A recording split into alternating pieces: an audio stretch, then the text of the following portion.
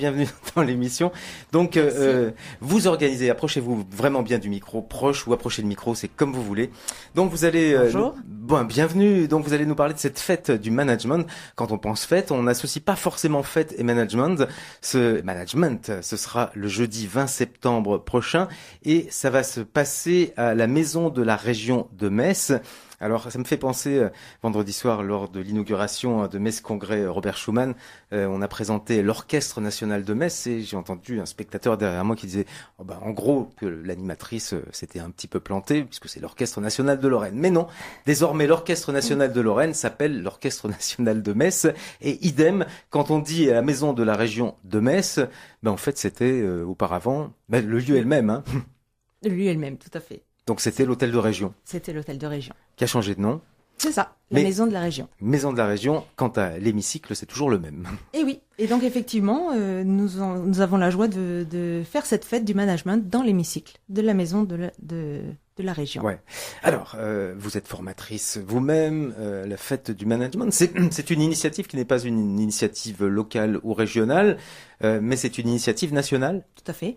Alors je fais partie d'un réseau de formateurs consultants qui s'appelle Impulsion Consulting, qui est basé à Besançon. Et on est fort de 50 consultants spécialisés en management opérationnel et en relations humaines. Et il y a un an, cette idée a émergé, fort de tout ce qu'on pouvait, dans nos regroupements, de tout ce qu'on pouvait partager.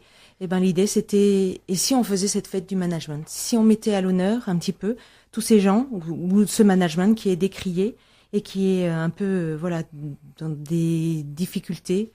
Et c'était l'idée vraiment d'associer justement cette fête du management un peu comme la fête des voisins. Ouais, parce que alors je lis sur le petit texte de présentation, les managers en fait sont critiqués, désappointés face à des situations de tension, parfois désarmés face aux nouvelles générations. Ils vont pas bien alors si les managers vont pas bien, comment vont les équipes après? Eh oui, c'est ça. On parle beaucoup de souffrance au travail, on parle beaucoup de burn-out. Et c'est cette idée-là justement, c'est d'aider, d'apporter des idées, des pratiques surtout, des pratiques porteuses de réussite et qui permettent de partager. Mais je crois que l'idée de cette fête du management, c'est vraiment de regrouper des gens pour parler d'un sujet et pour faire un temps mort finalement, pour à un moment donné s'arrêter, prendre du recul et pouvoir soit leur partager seul ou avec les gens qui seront là, mais peut-être aussi en équipe. Mais les managers ont l'habitude de se retrouver, d'échanger entre managers.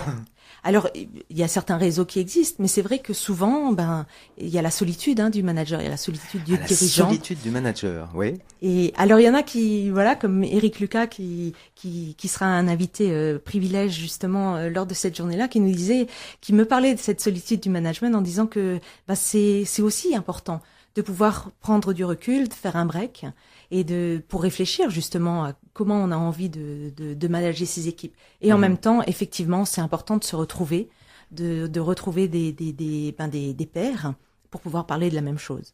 On apprend comment, d'ailleurs, et où à manager une équipe? Alors, beaucoup vous diront, c'est un peu inné. Oui.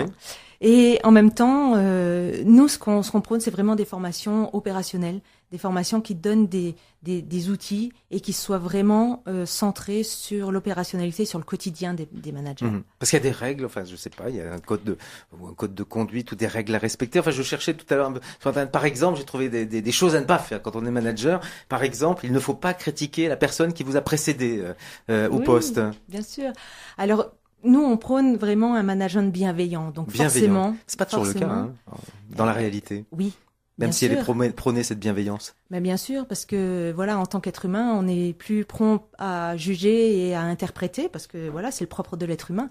Et en même temps, c'est justement axé sur cette bienveillance. Mais c'est pas l'idée d'être des bénis oui et d'être les bisounours. Cette bienveillance est forcément équilibrée avec de l'exigence. En tout cas pour nous, c'est deux valeurs vraiment fondamentales. Qui sont a priori les personnes qui devraient vraiment s'inscrire et participer et vivre finalement, c'est vivre la fête du management?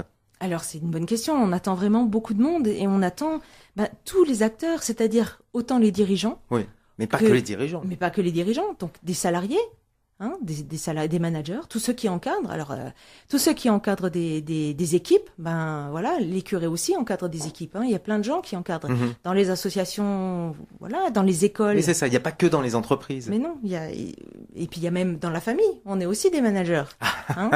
Oui.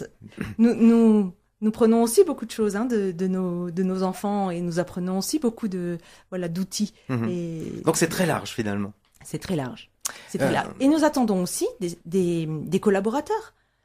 Parce que eux aussi ont leur mot à dire, eux aussi ont leurs expériences, eux aussi ont leurs besoins aussi à nous faire part. Alors c'est jeudi 20 septembre, c'est la semaine prochaine, donc on a le temps de programmer sa journée. Il faut prendre congé pour venir, pour les salariés, pour venir participer à cette journée.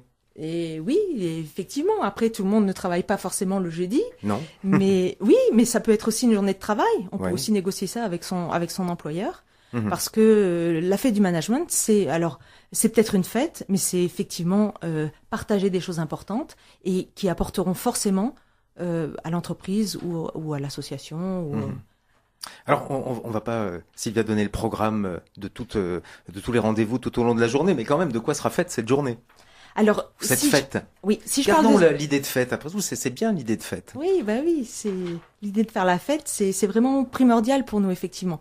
Parce que l'idée c'est on démarre par une table ronde sur la motivation des équipes avec monsieur Thierry Jean et monsieur Éric Lucas qui étaient présents à l'inauguration de Metz Congrès, Robert voilà, Schumann. Oui. Et en est l'un des artisans là. Tout à fait. Un manager. Tout à fait. Et et des chefs d'entreprise aguerris et qui nous ont partagé cette idée du management qui est vraiment en lien avec nos valeurs. Et cette table ronde sur la motivation des équipes. Après, nous aurons un grand jeu du management. On joue, oui. Et oui, on joue, bien sûr.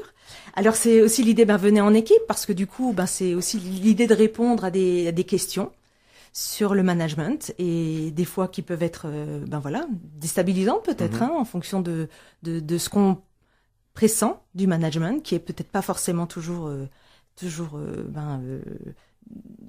ça peut être des idées établies et on gagne quelque chose, les participants, on gagne quelque chose, bien sûr. Il y a l'équipe sur Metz qui sera gagnante, qui gagnera quelque chose, mais il y aura un grand jeu puisque on est en lien avec toutes les autres villes. Combien d'autres villes organisent? Il y a 9 villes. 9 villes. Le même jour? Le même jour. Le même jour. Au même moment, on aura ce grand jeu du management. Donc à Strasbourg, Mulhouse, Rennes, Nice, Montpellier, Bordeaux, Grenoble et Lyon, et Metz bien évidemment. Et après il y a une grande finale. Oui, une grande finale, donc interrégionale, où il y aura un gagnant. À cette journée. C'est vraiment l'idée de partager ça. Donc on a un lien aussi par un groupe Facebook où on partagera des photos, on partagera les photos. Alors le moment quand même important de cette journée, c'est la plantation de l'arbre bienveillant à 14h. Parce que c'est quoi cet arbre bienveillant? C'est un acte de management qu'on veut, rendre symbolique, effectivement.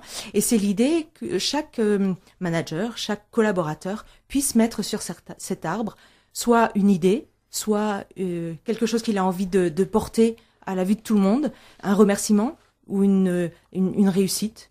Oui. Quelque chose de vraiment et un arbre qui vit parce que les post-it qui seront alors à Metz, il va être planté où? Pour nous, il sera porté donc à la maison de la région, mais il peut être porté aussi à la radio, par exemple. D'accord. RCF Jéricho-Moselle. Absolument. Où il y aura un arbre et puis où les collaborateurs ainsi que le manager pourra mettre des post-it. Voilà. Alors l'après-midi, rencontre, conférence, débat. Voilà. Rencontre. Toute une journée. Toute une journée. En sachant que c'est entièrement libre, entièrement gratuit. Alors c'était la question suivante, effectivement. Voilà. Et que c'est une journée de formation offerte. C'est ça. C'est rare. Mais oui. Mais c'est vraiment important dans nos valeurs, effectivement, de partager ça. Et puis c'est aussi l'idée qu'on puisse venir à n'importe quelle heure, s'inscrire à soit juste le matin, soit l'après-midi. On n'est pas rejeté. Non. La porte vraiment, est ouverte. La porte est ouverte. Si on en a marre, on peut partir aussi. On ne retient personne. Mais je suis sûre que les gens auront envie de rester jusqu'au bout. Ouais. Donc on peut venir comme ça. Vous le disiez, effectivement, passer une partie de la journée, toute la journée. Et pour retrouver toutes les infos, il y a un verre de l'amitié aussi. On l'a pas dit. Tiens. Il y a un verre de l'amitié à la fin, bien sûr. Vous espérez, puisque c'est dans l'hémicycle de la maison, faut s'habituer à dire maison de la région de Metz, Oui. vous espérez combien de participants? Autant qu'il y a de place, vous allez me dire. Oui, autant qu'il y a de place, mais il y a 250 places. Donc je pense que pour une première édition, nous tablons sur 100 personnes. Donc voilà, le message est lancé. Vous pouvez vous inscrire donc sur le site lafêtedumanagement.fr. Et voilà, venez nombreux, parce que plus on est nombreux et plus on pourra échanger, partager et oui. vivre de belles choses. Que diriez-vous, Sylvia? Imaginons qu'un manager nous écoute et se dise moi je suis un excellent manager, je n'ai rien à apprendre.